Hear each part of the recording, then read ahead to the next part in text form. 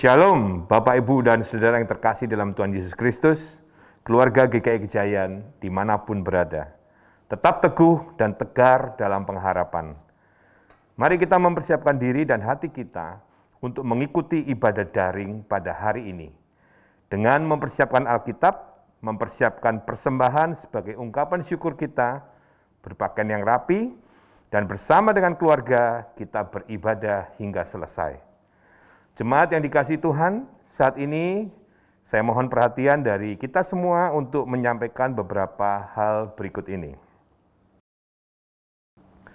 Kelas katekisasi persiapan baptis dewasa dan sidi akan dimulai pada hari Jumat tanggal 6 Agustus 2021 pukul 5 sore via Zoom. Pendaftaran bisa melalui nomor telepon dan nomor WA kantor gereja. Kelas pembinaan pranikah akan dibuka pada bulan Agustus 2021 dan dilaksanakan setiap hari Sabtu, yaitu pada tanggal 14, 21, dan 28 Agustus 2021 pukul 5 sore melalui Zoom. Pendaftaran bisa melalui nomor telepon dan nomor WA kantor gereja. GKI Gejayan mengajak Bapak, Ibu, dan Saudara untuk melakukan doa bersama setiap hari pada pukul 10 malam dari kediaman masing-masing.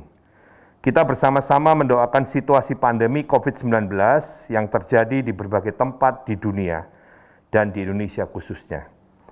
Berdoa untuk pemerintah dalam mengatasi situasi kondisi saat ini, juga bagi mereka yang terpapar, serta rumah sakit dan tenaga kesehatan yang melayani masyarakat. Dengan semakin tingginya angka paparan COVID-19, tim gebetan GKI Gejayan mengajak partisipasi kita semua untuk dapat membantu saudara-saudara kita yang terpapar berupa paket vitamin isoman, yaitu terdiri dari vitamin D, vitamin C, dan zinc, paket konsumsi isoman, dukungan layanan kesehatan bagi yang sangat membutuhkan, dan paket bahan pangan. Bagi jemaat yang rindu untuk berbagi dapat berpartisipasi dalam bentuk barang maupun dana. Persekutuan Hana Simeon bagi warga usia lanjut akan dilaksanakan pada hari Selasa tanggal 27 Juli pukul 10 pagi yang akan dilakukan melalui Zoom dengan tema Sobat yang Setia yang akan dilayani oleh Pendeta Guratan Pamentasing Pragola Esa. Webinar Kompas dengan tema Isoman Aman dan Nyaman diadakan pada hari Selasa tanggal 27 Juli pukul 6 sore. Komisi Remaja GKI Gejayan akan mengadakan workshop pada hari Sabtu tanggal 31 Juli 2021 pukul 4 sore melalui Zoom dengan mengangkat tema A Workshop to Find Your Major. Informasi dapat dilihat di Warta Jemaat. Jemaat diharapkan melihat warta jemaat dan juga buletin tetulung secara lengkap dengan melihat akun atau link media sosial GKI Gejayan. Ibadah pada hari ini dengan tema Percaya Pemeliharaan Allah dan Bertindak dengan pelayan firman Bapak Pendeta Paulus Lee. Mari Bapak, Ibu, dan saudara sekalian kita memasuki saat teduh.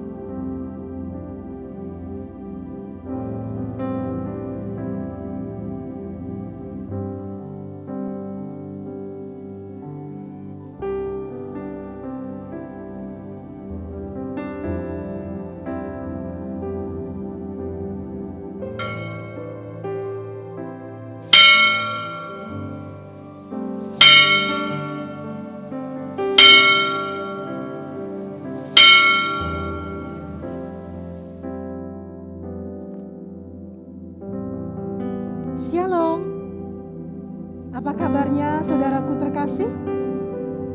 Saya percaya kita boleh ada di dalam perlindungan Tuhan yang sempurna. Hari ini, walaupun kita masih ibadah online, kita tetap bersuka cita, kita tetap bersyukur karena boleh menikmati hari-hari ini bersama orang-orang yang kita kasihi, keluarga kita, rekan kita. Mari kita masuki gerbangnya dengan hati bersyukur dan dengan penuh pujian.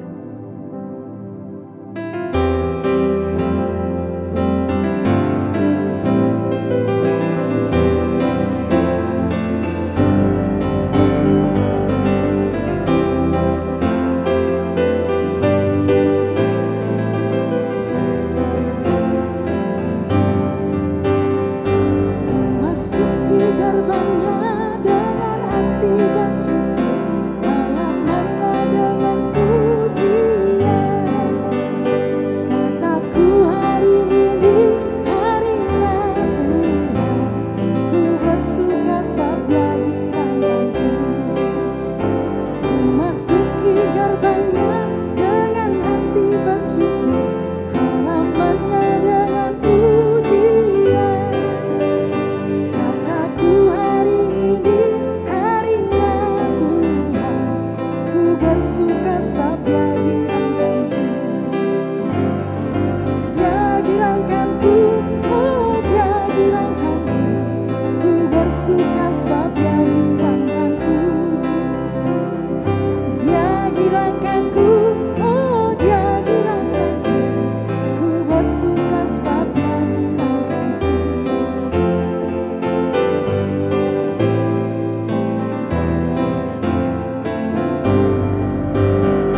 Ku masuki gerbangnya dengan hati bersyukur, halamannya dengan pujian.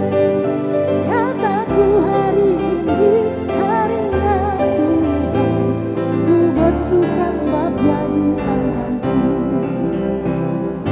Dia girangkanku, oh Dia girangkanku, ku bersuka sebab Dia girangkanku. Dia girangkanku, oh Dia girangkanku, ku bersuka sebab Dia girangkanku. Ku bersuka sebab Dia girangkanku. Ku bersuka sebab Dia girangkanku.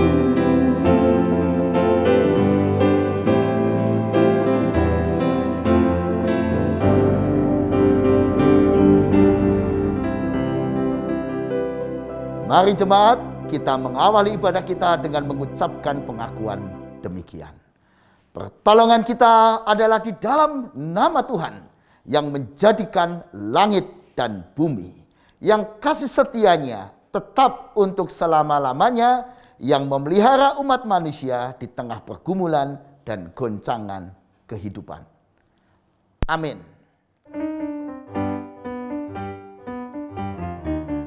Bawa berita sejahtera, ku bawa berita sejahtera, ku bawa berita sejahtera, ku bawa berita sejahtera, ku bawa berita sejahtera, ku bawa berita sejahtera, ku bawa berita sejahtera, ku bawa berita sejahtera.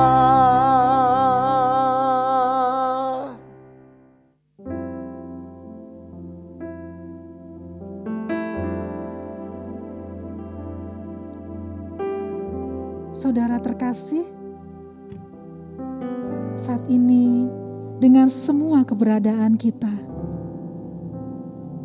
mari kita datang kepada Tuhan. Dia sumber pemulih, Dia sumber penyembuh.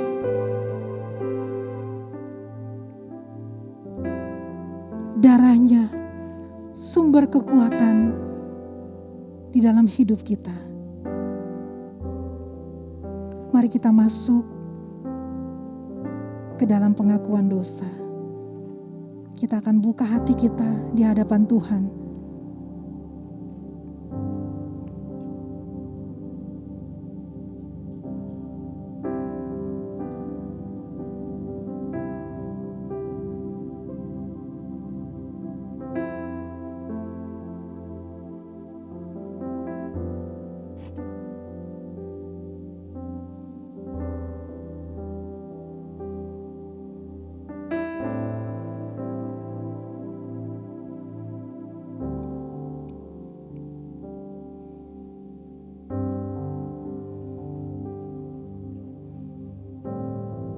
Bapa, saat ini kami mau datang merendahkan diri di hadapan-Mu Tuhan.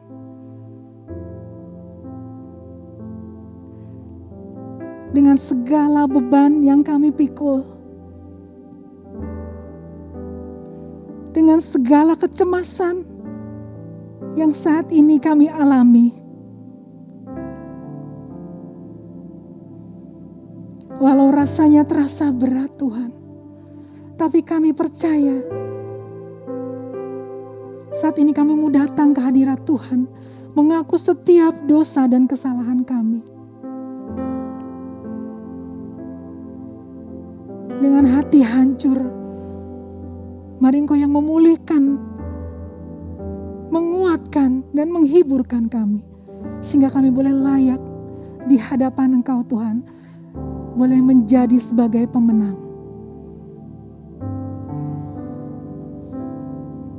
Engkau mengampuni dosa kami Tuhan. Inilah pengakuan dosa kami. Di dalam nama Yesus Tuhan, kami berdoa dan mengucap syukur. Amin. Mari jemaat kita bangkit berdiri dan menerima berita anugerah yang dibacakan dari Efesus 2 ayat 8 sampai 9. Efesus 2 ayat 8 sampai 9. Sebab karena kasih karunia kamu diselamatkan oleh iman. Itu bukan hasil usahamu, tetapi pemberian Allah. Itu bukan hasil pekerjaanmu. Jangan ada orang yang memegahkan diri. Demikianlah berita anugerah dari Tuhan. Syukur kepada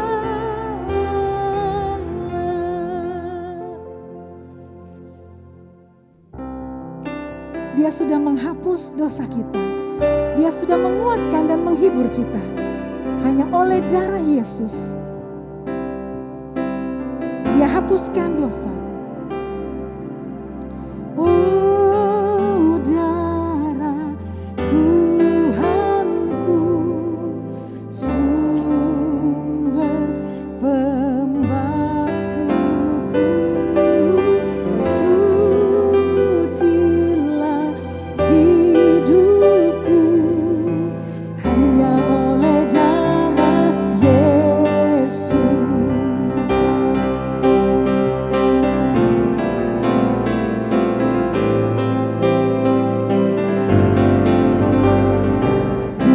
Dihapuskan dosaku hanya oleh darah Yesus. Aku pulih dan sembuh hanya oleh darah Yesus.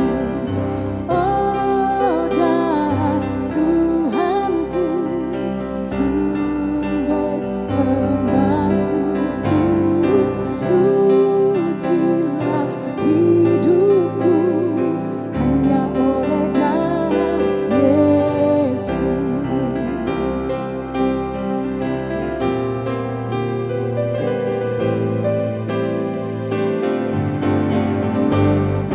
Pengampunan dosaku hanya oleh darah Yesus.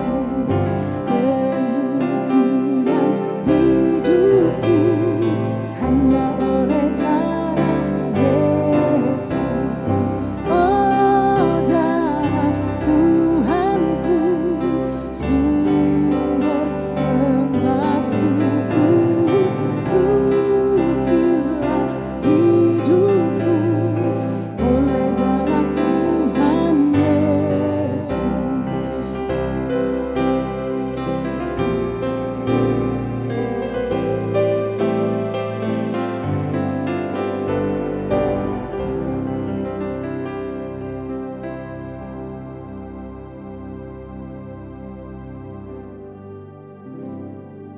Saudaraku terkasih, hidupku, hidupmu sangat berharga di mata Tuhan. Walaupun kadang kita merasa ditinggalkan, kita merasa jauh dari kasih Tuhan. Tapi percayalah, tangannya mampu membuat kita kuat. Kasih-Nya sungguh besar atas saudara dan saya. Dialah Yesus penyelamat yang tak pernah berubah.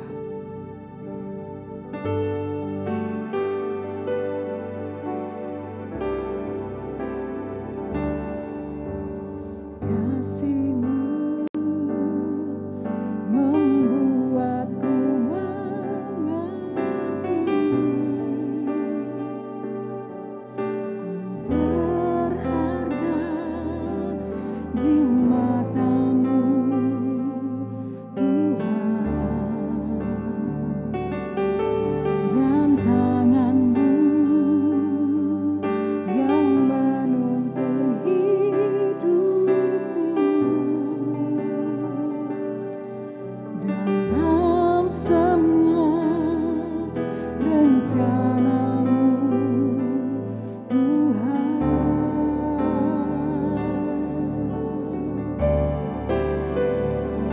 sungguh indah kasih-Mu, sungguh indah kuasa-Mu, Yesus Tuhan penyelamatku. Kau tak pernah berubah untuk menggenapi janji-Mu, itu yang ku percaya.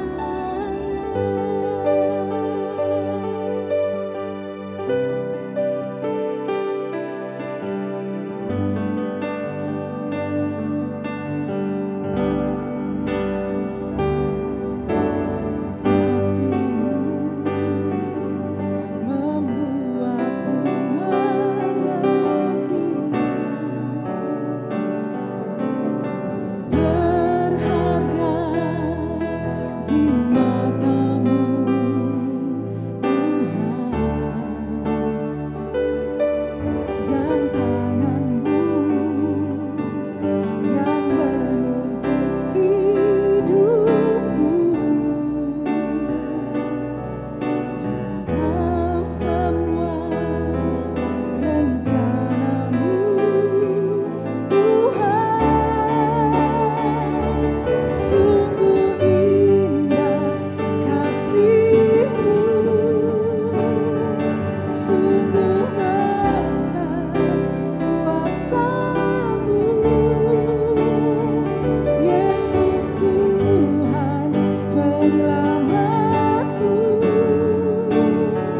Kau tak pernah berubah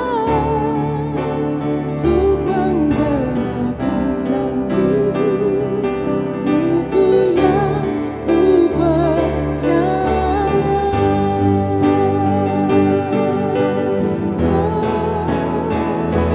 Sungguh indah kasih-Mu, sungguh besar kuasa-Mu, Yesus Tuhan penyelamatku. Kau tak pernah berubah untuk menggenapi janji-Mu, itu yang ku percaya.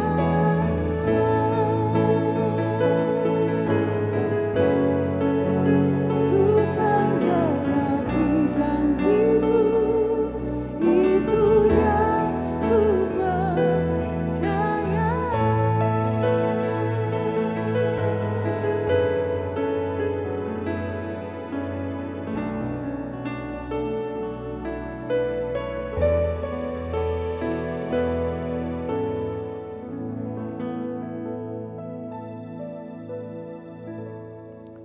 Mari jemaat, kita berdoa sebelum membaca dan merenungkan sabda Tuhan. Mari kita berdoa. Ya Tuhan, kami rindu membaca dan merenungkan firman-Mu. Tolonglah kami ya Allah Roh Kudus supaya kami dimampukan mengerti apa yang kami baca dan renungkan. Dan berilah kami kekuatan dan kuasa untuk dapat melakukannya. Dalam pertolongan-Mu kami serahkan seluruh kehidupan kami. supaya apa yang kami renungkan boleh menjadi apa yang kami lakukan dalam setiap hari hidup kami. Terpujilah nama Tuhan. Amin. Injil Yohanes pasal 6 ayat 4 sampai dengan 13.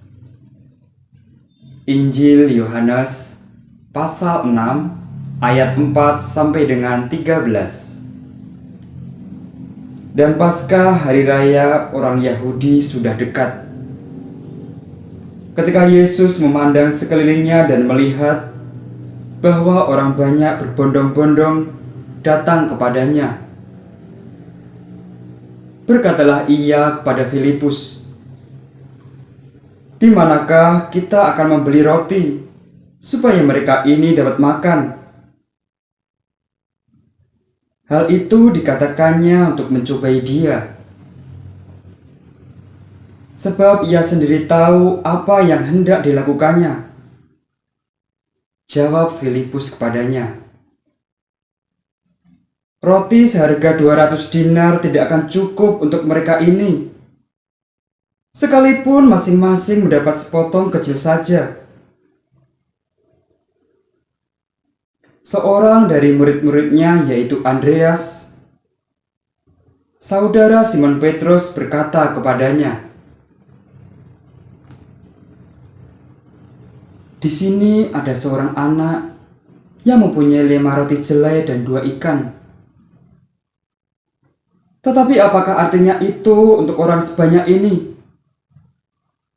Kata Yesus, "Suruhlah orang-orang itu duduk." Adapun di tempat itu banyak rumput, maka duduklah orang-orang itu, kira-kira 5.000 laki-laki banyaknya.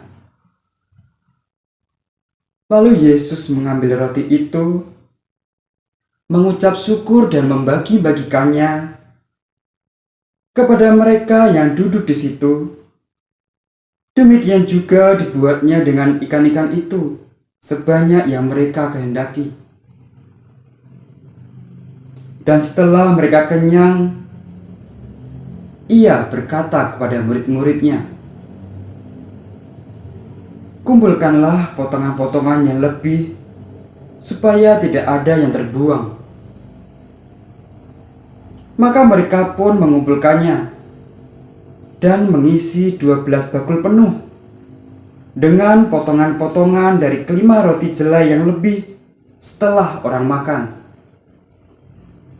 Demikianlah Injil Yesus Kristus. Berbahagialah setiap orang yang mendengar firman Tuhan, menyimpan dalam hati, dan melakukannya setiap hari. Haleluya.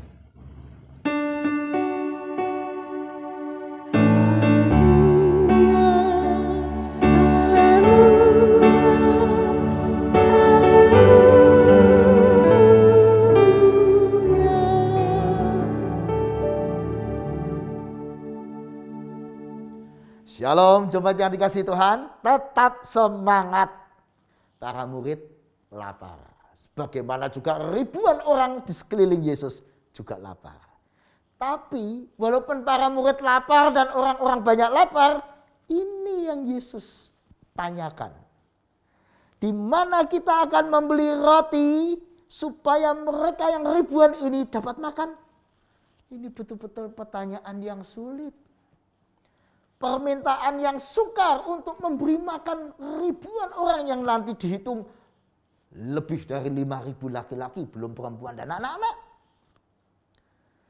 Tetapi yang menarik juga ayat akan 6 dikatakan, hal itu dikatakannya untuk mencobai dia. Sebab ia sendiri tahu apa yang hendak dilakukannya. Jadi Yesus sebenarnya sudah tahu. Ribuan orang lapar dan dia mau apa? Dia sudah tahu. Mau memberi mereka makan. Mau menjawab kebutuhan orang banyak. Tapi Yesus rupanya tidak mau langsung bertindak. Melainkan mencobai para muridnya dulu. Apa yang akan kamu lakukan buat mereka yang lapar? Kira-kira begitu. Apa yang akan kamu lakukan di tengah kebutuhan orang banyak untuk makan? Apa yang akan kamu lakukan? Rupanya Yesus unik, saudara. Memakai persoalan orang banyak itu menjadi alat mencobai murid-muridnya, termasuk saudara dan saya yang mengaku diri murid-murid Yesus. Persoalan pandemi, orang banyak tergoncang, pengusaha tergoncang, karyawan tergoncang, ibu rumah tangga tergoncang, semua orang bingung mau berbuat apa, bahkan banyak orang yang takut dan khawatir. Kita sendiri juga takut dan khawatir dan bingung. Tapi Yesus justru menjadikan momen-momen kebutuhan orang banyak, itulah alat Tuhan mencobai saudara dan saya. Pencobaan apa yang ditujukan kepada kita? Apakah kita itu percaya pemeliharaan Allah? Melihat diri kita sendiri dan orang banyak mengalami goncangan di masa pandemi ini, apakah kita percaya akan pemeliharaan Allah? Di ayat yang ke-6 Yesus menegaskan, ia sendiri tahu apa yang hendak dilakukannya.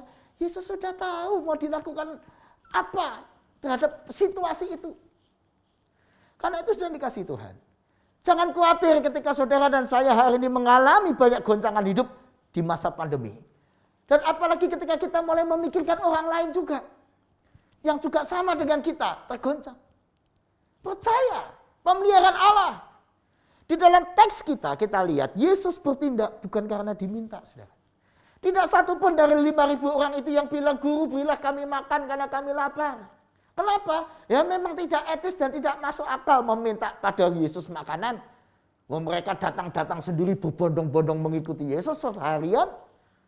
Jadi sebenarnya lapar mereka, dalam tanda petik ya salah mereka sendiri, kok nggak siap datang. Tapi Yesus selalu peduli dengan kebutuhan orang banyak.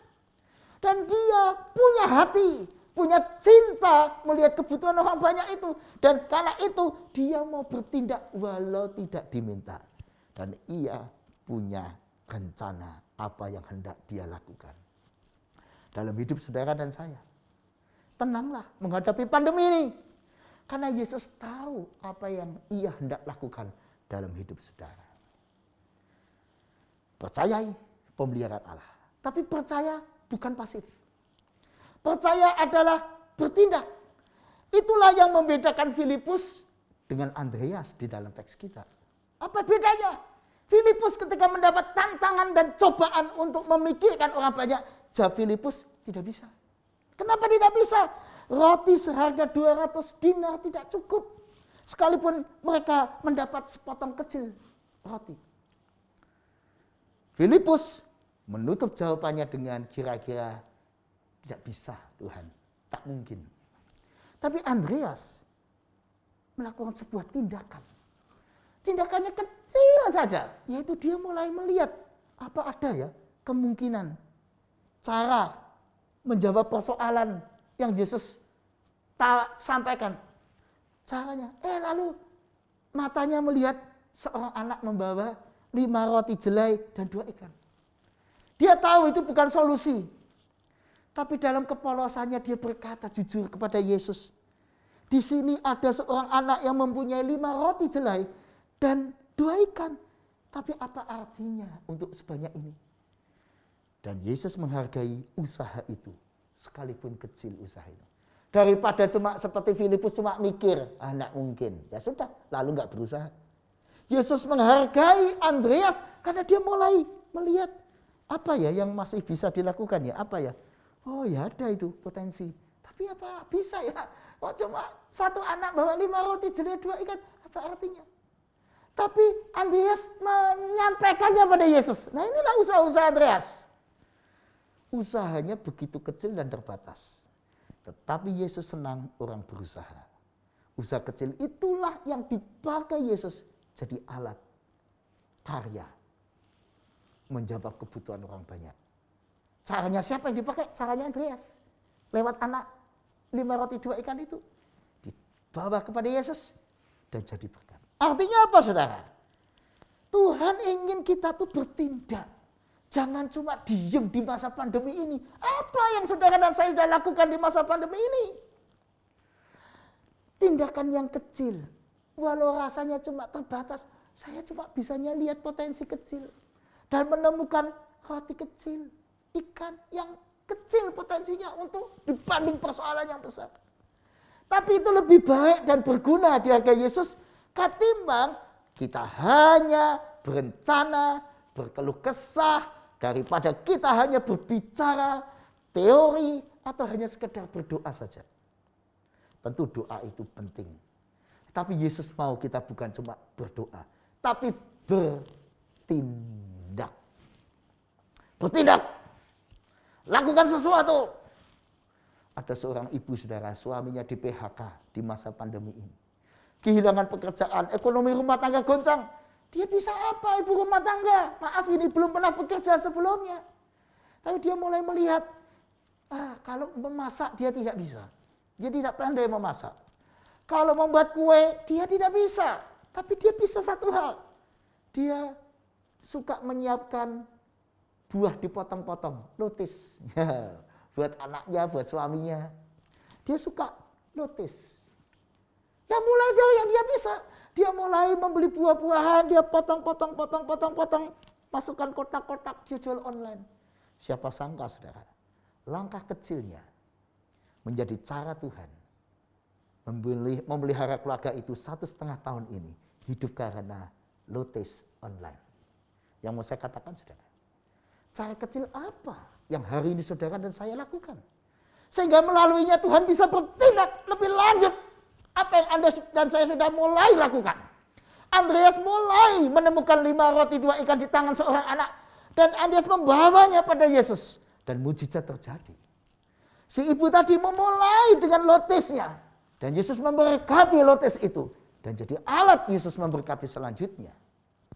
Pertanyaan saya, langkah kecil apa yang sudah Anda dan saya lakukan? Sehingga melaluinya Yesus bisa bertindak lebih lanjut memberkati Anda dan saya. Yesus mau memberkati kita, tapi kita belum pernah ada langkah awal. Aduh. Yesus ingin menolong kita, ingin menyertai kita, memberkati kita. Tetapi Yesus ingin kita bertindak seberapapun kecilnya tindakan kita. Napoleon Hill mengatakan demikian.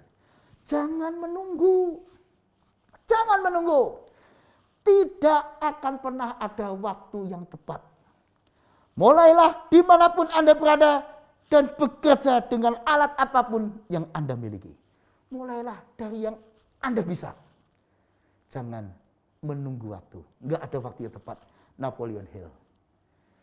Yesus mengajak kita melakukan sesuatu, tidak menunggu. Memang saudara, beriman itu bukan pasif hanya berdoa. Tapi beriman itu bertindak.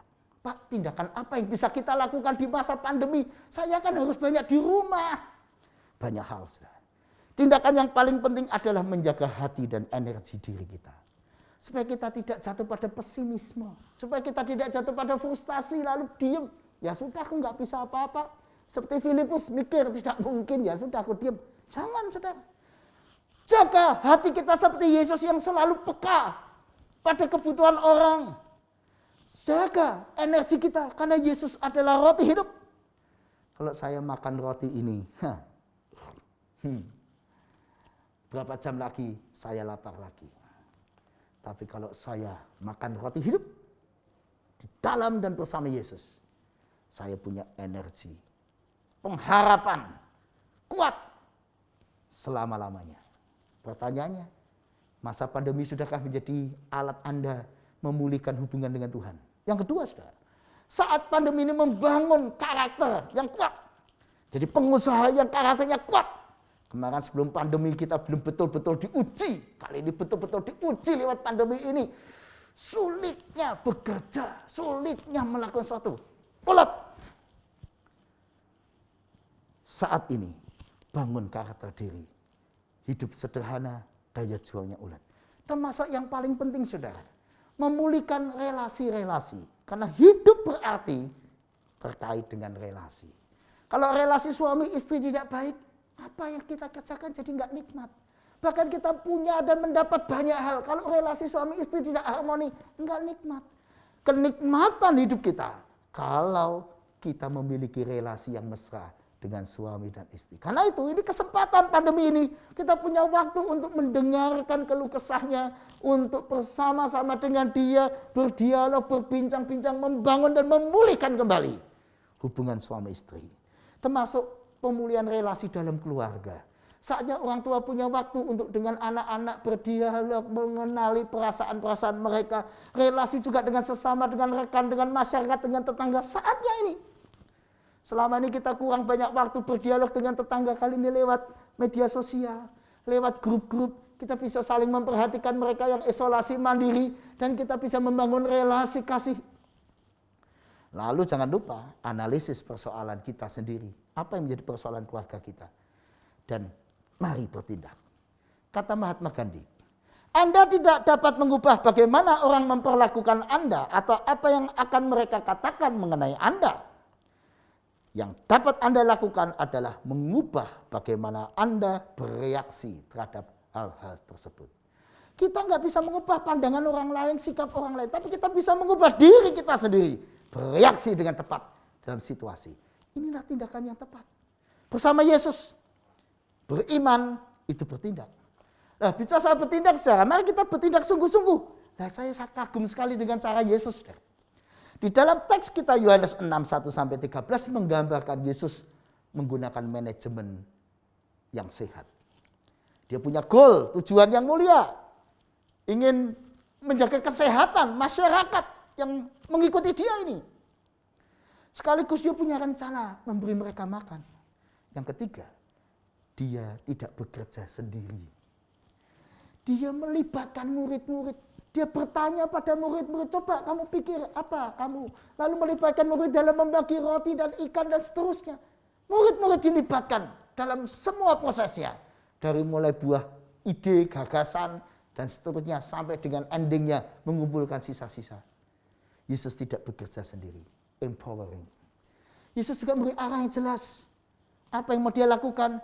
Punya sistem yang jelas. Di ayat yang ke-10 Yesus meminta suruhlah orang-orang ini duduk. Ini sistem yang baik. Kalau semuanya berdiri kacau, sulit dihitung. Sulit dilihat mana yang sudah dapat roti, mana yang belum. Nah, kalau duduk dalam kelompok-kelompok, wah lebih mudah dihitung. Maka mudah juga dihitung. Oh, ini sekitar 5.000 laki-laki. Yesus juga punya tindakan lebih banyak dari sekedar hanya wacana-wacana. Mengambil roti, mengucap syukur, membagi-bagikannya. Terus, do. Cek. Cukup enggak? Belum? Action. Laku. Bagi. Udah cukup? Belum. Lagi. Udah kenyang? Belum. Lagi. Terus. Sampai kenyang. Cukup untuk semuanya. Lalu evaluasi. Berapa yang diberi? Dan menarik, 5.000 laki-laki banyaknya. Belum perempuan dan anak-anak. Dievaluasi juga, sisanya 12 bakul. Ya jangan dibuang, jangan sampai ada yang tersisa dibuang sia-sia. Karena Yesus minta kumpulkan, supaya tidak ada yang terbuang sia-sia. Jadi diapakan? Ya dibagikan lagi mungkin pada orang-orang yang tidak datang. Jadi yang tidak datang pun diberkati oleh sisa-sisa.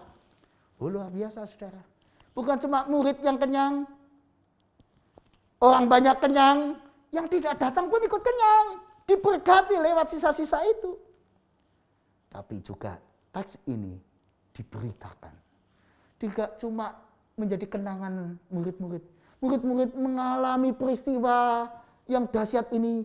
Bagaimana mereka dilibatkan? Ditulis. Diceritakan. Diberitakan sehingga hari ini kita masih mendapatkan maknanya. 2000 tahun lebih. Kita masih dapat sesuatu kekuatan. Para murid betul-betul diberkati, nggak cuma kenyang, mendapatkan firman, mendapatkan teladan, mendapatkan panggilan yang melayani diberkati.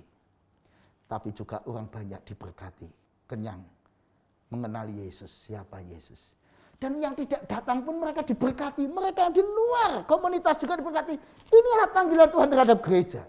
Gereja yang juga hari ini melayani umat, yang melayani dikenyangkan oleh firman, dikenyangkan oleh berkat Tuhan. Umatnya juga, tapi jam gereja tidak hanya memberkati diri, orang yang di luar community, di luar persekutuan kita juga harus diberkati. Karena itu tidak boleh pelayanan paket isolasi, pelayanan-pelayanan apa yang ada di masa pandemi hanya untuk intern kita. Di luar kita ada begitu banyak orang membutuhkan. Mari kita juga datang kepada mereka sejauh yang kita bisa. Tetapi jangan khawatir, saudara. Mari kita ikuti cara Yesus. Pak, apa bisa Pak potensi kecil kita menjawab kebutuhan banyak orang? Ya, itu urusannya Tuhan. Mau menjadikannya seberapa besar berkat untuk banyak orang. Itu kuasa Tuhan, panggilan Tuhan, dan kekuatan Tuhan, mau Tuhan. Tapi yang bisa kita lakukan adalah meniru Yesus. Yaitu di ayat yang ke-11.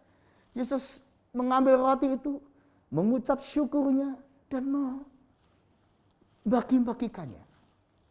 Secara rupanya dengan rasa bersyukur. Bersyukur atas apa yang kita ada di tangan kita. Membagikannya. Itu menjadi alat Tuhan memberkati. Memberkati diri kita, orang lain, dan mereka semua. Saudara, saya punya waktu 24 jam. Bersyukur untuk waktu itu. Membagi-bagikannya waktu. Jangan lupa, ketika engkau membagikan perhatian pada orang kiri kanannya, engkau akan jadi berkat. Mungkin kita punya sedikit dana, sedikit makanan, sedikit. Ya, nggak bisa banyak. Tetapi ketika kita mensyukuri yang sedikit yang ada di tangan kita dan kita membagi-bagikannya, saudara dan saya kenyang, orang lain diberkati, dan banyak orang yang masih banyak lagi diberkati. Karena Tuhan memberkati lewat cara, yaitu apa yang kita syukuri dan kita bagikan. Anda ingin bahagia, ya syukurilah suami, istri, anak, keluarga yang Anda miliki. Pekerjaan yang masih Anda ada, syukurilah hal-hal kecil yang ada dan masih ada di tangan saudara. Dan jangan lupa, beri dia makna. Tuhan, aku bersyukur, ini aku syukuri. Masih bisa hidup, masih bisa ada di hari ini, sekalipun harus sederhana dalam berbagai goncangan hidup. Bahkan kita bisa mencatatnya, men-sharingkannya, inilah kehidupanku yang dipelihara oleh Tuhan di tengah goncangan di masa pandemi ini. Inilah aku. Di masa yang penuh dengan keterbatasan, aku belajar untuk berbagi. Saudara, saya terkesan dengan banyak penyintas COVID yang dulu ketika dia sakit, wah menderitanya bukan main, bahkan sebagian harus mengalami kritis yang berhari-hari. Namun ketika dia sudah sembuh, dia merasakan, aku nggak mau hidup sendiri. Aku ingin membagikan darah yang sudah disembuhkan ini menjadi pendonor plasma konvalesen. Saudara, beberapa pendonor ini lalu sharing. Wah, terima kasih Tuhan. Ternyata penderitaanku beberapa bulan yang lalu bisa jadi alat kesembuhan buat orang lain. Bisa menolong orang lain. Terima kasih Tuhan. Aku boleh menderita. Dan lewat penderitaanku orang lain diberkati. Dan ini memberi makna atas peristiwa, atas pengalaman, atas kesulitan. Hari ini saudara saya mungkin juga menjadi pengusaha-pengusaha yang kesulitan. Harus menanggung hidup puluhan atau ratusan karyawan-karyawati. Wah, rasanya berat. Jadikan itu makna spiritual dalam hidup saudara. Jadikan itu panggilan dan memberkati orang banyak. Hari ini kita sebagai orang tua, sebagai keluarga kita dibebani banyak tanggung jawab dan persoalan. Beranikah Anda memaknainya? Dan jangan pernah meremehkan potensi kecil. Pak, saya itu nggak bisa apa-apa, Pak. Saya itu seperti anak di dalam cerita tadi. Cuma anak yang punyanya 5 roti jelai dan 2 ikan. Hanya cukup untuk diriku sendiri. Apa bisa ini untuk orang lain? Nggak cukup Pak, Bapak tahu sendiri. Saya ini penghasilannya terbatas. Jangan meremehkan potensi 5 roti dan 2 ikan. Kalau itu di tangan Yesus, itu akan menjadi alat Tuhan memberkati ribuan, bahkan 5.000 orang bisa makan kenyang. Pertanyaannya, kalau Andreas membawa 5 roti 2 ikan anak itu kepada Yesus, Anda membawa apa ke tangan Yesus? Jangan cuma membawa persoalan saudara, tapi harus membawa sebuah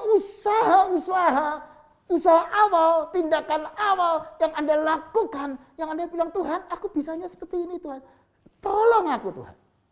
Nah itu yang Yesus mau, karena melalui usaha itulah Yesus memberkati. Melalui usaha-usaha kecil kita, Yesus menjadikan itu alat pertolongan dan alat berkat. Johann Wolfgang von Goethe mengatakan demikian. Mengetahui saja tidak cukup, punya keinginan saja tidak cukup. Kita harus melakukannya, bertindak. Gak cukup, saya kasihan ya, lihat tetangga saya. Saya ingin menolong. Gak cukup, bertindak. Tolong. Seberapapun kecilnya pertolongan kita.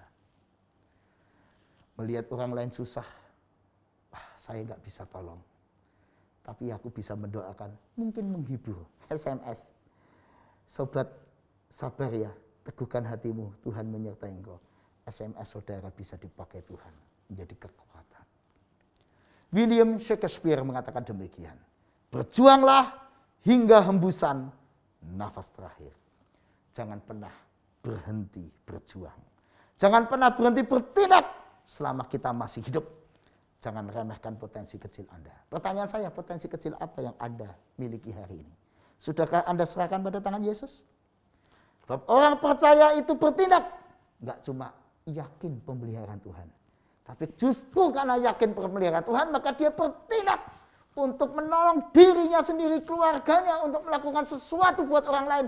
Di masa pandemi inilah makin teruji siapa yang sungguh-sungguh percaya. Yaitu mereka yang bertindak lebih daripada kekhawatirannya. Kalau kita bertindak lebih dari rasa khawatir dan takut kita, itu namanya kita beriman. Berbuatlah, berjuanglah. Jadikan Yesus faktor pembeda. Ketika kita menjadi pengusaha memiliki Kristus, kita harus menjadi pengusaha yang berbeda. Yang punya sikap, daya juang, ulet, tindakan, berani bersama Yesus. Kalau kita ibu rumah tangga, kita pegawai negeri, kita dokter, atau siapapun kita, apakah Yesus menjadi faktor pembeda yang membuat kita memiliki mutu tindakan, dasar motivasi yang baik, sikap hidup yang lebih baik. Dan terutama saudara, dengan bertindak kita memuliakan Tuhan. Jadikan akhirnya Tuhan dipermuliakan melalui seluruh tindakan kita. Mau menjadi orang percaya yang hari ini tidak sekedar menikmati work from home, isolasi, tinggal di rumah, tapi juga menjadi orang percaya yang bertindak dengan iman untuk pekerjaan-pekerjaan Tuhan. Banyak kiri kanan masyarakat sekeliling kita, bahkan mungkin anggota keluarga kita yang butuh tindakan iman kita, butuh sapaan kita, butuh cinta kita, butuh perhatian kita. Bertindaklah, Tuhan memberkati tiap tindakan Anda. Tiap tindakan usaha kerja jadi alat Tuhan memberkati. Terpujilah nama Tuhan. Amin. Mari kita berdoa. Ya Tuhan, betapa kecil dan terbatasnya kami di masa pandemi ini. Tetapi kami bersyukur apa yang kecil dan terbatas tindakan-tindakan kami. Ketika kami serahkan di tangan Tuhan, Tuhan mampu menjadikannya sesuatu yang berguna, bahkan mengenyangkan, menjadi berkat buat banyak orang. Tuhan, inilah kami dengan potensi begitu kecil, bahkan mungkin lebih kecil dari 5 roti dan 2 ikan. Tetapi ke dalam tangan-Mu kami serahkan ya Tuhan seluruh diri kami. Pakailah kami Tuhan, menjadi alat-alat-Mu menjawab kebutuhan orang banyak, menjawab penghiburan yang dibutuhkan oleh orang-orang sekeliling kami. Ke dalam tangan-Mu ya Tuhan, kami serahkan hidup kami. Ya Tuhan, kami bersyafaat juga untuk mereka yang hari ini sedang sakit, sedang susah karena pandemi ini. Hiburkan, tolonglah mereka Tuhan. Terlebih yang masih harus berjuang untuk melawan penyakit, bahkan mungkin harus isolasi mandiri. Oh Tuhan, tolonglah mereka.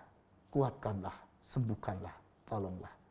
Bagi keluarga-keluarga yang sedang berduka dan masih berduka di masa-masa pandemi ini, kuatkan, teguhkan, hiburkanlah mereka ya Tuhan.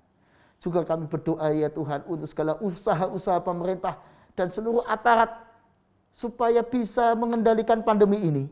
Tolonglah ya Tuhan, selamatkanlah bangsa kami. Selamatkanlah sahabat-sahabat kami. Selamatkanlah seluruh dunia kami.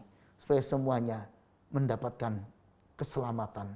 Ya Tuhan, kami terlalu kecil dibanding dengan persoalan pandemi ini. Tapi kiranya pemeliharaan Tuhan itu membesarkan semangat kami untuk juga ikut bertindak dalam pekerjaan-pekerjaan Tuhan di dunia ini. Terlebih di masa pandemi ini. Karena itu ya Tuhan, pakailah kami, keluarga kami, dan gereja-gereja kami di seluruh dunia. Ikut bertindak, melakukan sesuatu buat pekerjaan-pekerjaan Tuhan. Supaya nama Tuhan dipermuliakan. Supaya kasih dan karya Tuhan dirasakan oleh banyak orang. Terima kasih Yesus. Terpujilah nama Tuhan. Amin. Jemaat yang dikasihi Tuhan, marilah kita meresponi pemberitaan firman Tuhan Bersama-sama kita akan mengingatkan kembali pengakuan iman percaya kita, seturut dengan pengakuan iman rasuli yang demikian. Aku percaya kepada Allah, Bapa yang Maha Kuasa, Khalik langit dan bumi, dan kepada Yesus Kristus, Anak yang tunggal Tuhan kita, yang dikandung dari Roh Kudus, lahir dari anak darah Maria, yang menderita sengsara di bawah pemerintahan Pontius Pilatus, disalibkan, mati dan kuburkan, turun ke dalam kerajaan maut. Pada hari yang ketiga, bangkit pula dari antara orang mati, naik ke surga, duduk di sebelah kanan Allah, Bapa yang Maha Kuasa. Dan dari sana ia akan datang untuk menghakimi orang hidup dan yang mati. Aku percaya kepada Roh Kudus, gereja yang kudus dan am, persekutuan orang kudus, pengampunan dosa, kebangkitan orang mati, dan hidup yang kekal. Amin. Jemaat yang dikasihi Tuhan, saat ini kita diberikan kesempatan untuk memberikan persembahan syukur kita. Marilah kita memberikan persembahan dengan hati yang penuh syukur atas segala kemurahan Tuhan yang Tuhan sudah anugerahkan dalam kehidupan kita. Nas yang mendasari persembahan kita diambil dari 2 Korintus 8 ayat 12. Mari kita baca bersama-sama. Sebab jika kamu rela untuk memberi, maka pemberianmu akan diterima. Kalau pemberianmu itu berdasarkan apa yang ada padamu, bukan berdasarkan apa yang tidak ada padamu. Kita bisa memberikan persembahan syukur kita melalui transfer atau melalui QRIS code berikut ini.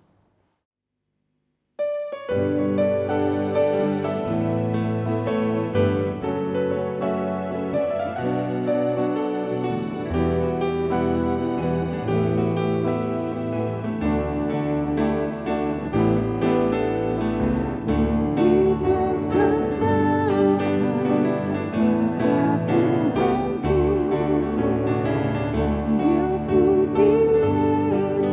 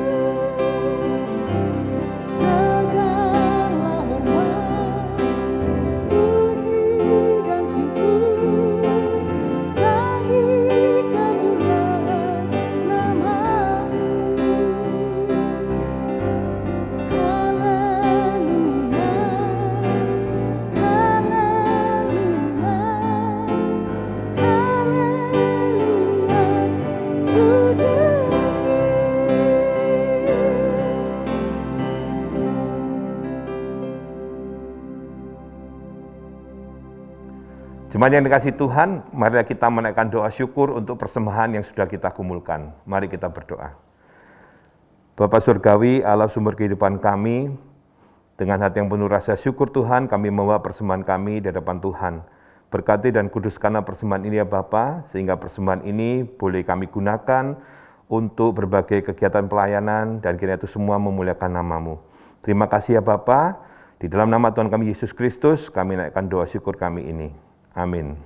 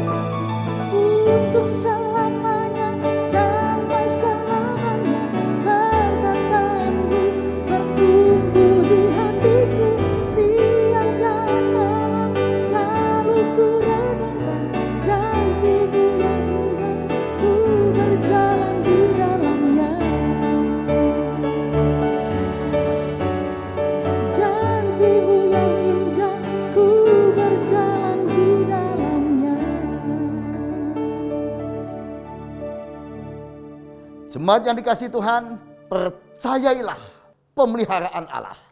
Dan mari kita bertindak dengan iman percaya menghadapi segala tantangan kehidupan. Bahkan dengan iman kita melayani sesama dimanapun kita ditempatkan Tuhan. Dan terimalah berkat Tuhan. Kasih Tuhan mengiringimu,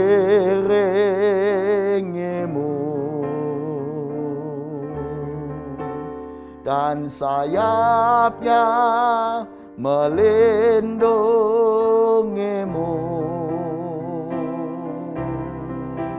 Tangan Tuhan pegang di dalam hidupmu. majulah dalam terang kasih-Nya. Tuhan memberkati engkau dan melindungi engkau. Tuhan menyinari engkau dengan wajah-Nya dan memberi engkau kasih karunia. Tuhan menghadapkan wajah-Nya kepadamu dan memberi engkau damai sejahtera. Amin.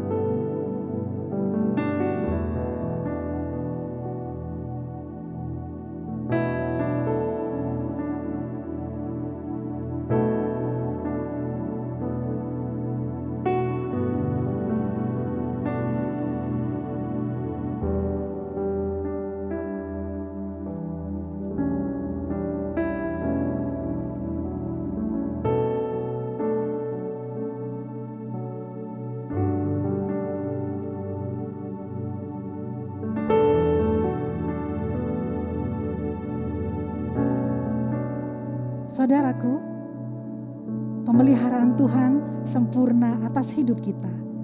Mari terus berkarya dengan sukacita di tengah-tengah keluarga, orang-orang yang kita kasihi. Di tengah-tengah tempat kita berkarya, bekerja, kiranya boleh menjadi kekuatan bagi orang-orang sekitar. Selamat hari Minggu, Tuhan Yesus memberkati.